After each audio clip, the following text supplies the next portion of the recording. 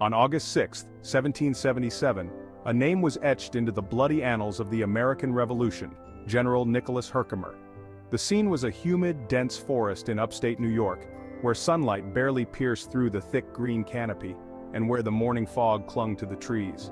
This wasn't the idyllic American countryside anymore. It was a battlefield, a twisted mix of gunpowder and broken bodies. It was here, during the Battle of Oriskany, that Herkimer would become a figure of unmatched resilience, rallying his men through almost impossible odds, despite suffering a mortal wound himself. The year 1777 was a turning point in the American Revolution. The British aimed to split the colonies by seizing control of the Hudson River Valley. If they succeeded, New England would be cut off from the other colonies, a devastating blow to the Patriot cause. General John Burgoyne was pushing south from Canada with his British army, and the Americans had to find a way to slow his advance. One of the last hopes lay with a militia led by General Nicholas Herkimer, a 49-year-old man from the Mohawk Valley.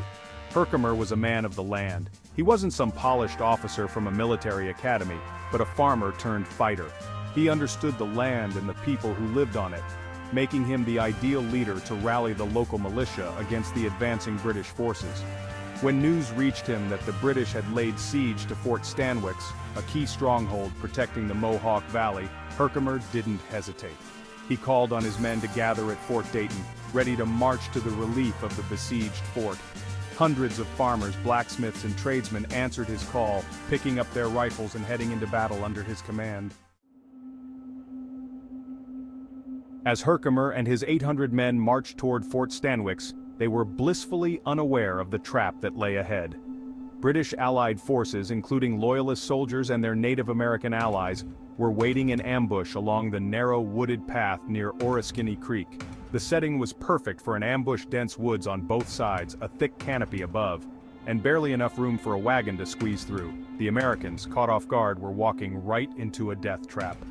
Around mid-morning, the ambush was sprung. Muskets cracked from the trees and the path became a blood-soaked gauntlet.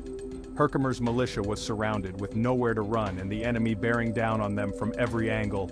It was chaos. Men were shouting, muskets were firing, and the dense forest only made it harder to tell friend from foe. But amid this brutal confusion, Herkimer remained calm. Then came the shot that would change everything. Herkimer was struck in the leg by a musket ball, shattering the bone just below his knee. The pain was unimaginable, but Herkimer refused to let it overwhelm him. Instead, he had his men prop him up against a tree where he sat in the mud, wounded but defiant, and continued to command his troops. Blood was pooling around his leg, but he gritted his teeth and gave orders as if he were untouched. With Herkimer's guidance, his men fought back fiercely, trying to hold their position and break through the ambush. The fighting was brutal, hand-to-hand at times, as neither side could gain a clear advantage. Musket smoke filled the air, mingling with the smell of blood and sweat as the fighting wore on. Every time a man fell, another stepped up to take his place. It was sheer grit and determination, spurred on by the sight of Herkimer himself, bloody but unbroken. In a moment of unexpected fortune, thunderclouds gathered overhead, and a sudden downpour began to soak the battlefield. The rain was so heavy it dampened the gunpowder, forcing both sides to cease their gunfire and engage in brutal close-quarters combat.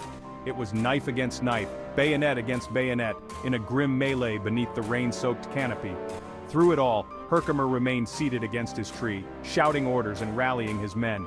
He was pale from blood loss, but his resolve was unshakable. This was a man who, though facing his final moments, refused to surrender. He was a symbol for his men, a reminder of why they were fighting. With Herkimer still calling the shots, they held their ground, inch by bloody inch.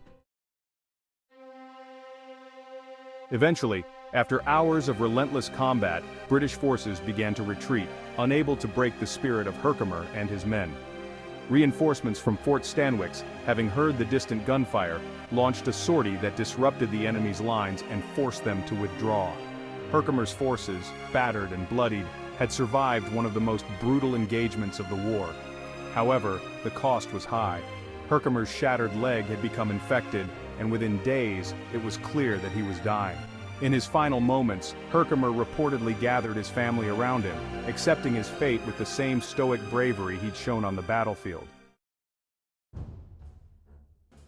On August 16, 1777, Nicholas Herkimer passed away, but his legacy lived on. The Battle of Oriskany, one of the bloodiest of the Revolutionary War, became a rallying cry for American resistance. It showed that even in the face of overwhelming odds, the patriot spirit couldn't be broken. Herkimer's stand at Oriskany became more than just a battle. It became a symbol of the endurance and grit that defined the American spirit. This wasn't a victory in the traditional sense, more American blood was shed than British, but it was a moral victory. Herkimer's sacrifice rallied the patriot cause, inspiring others to join the fight for independence.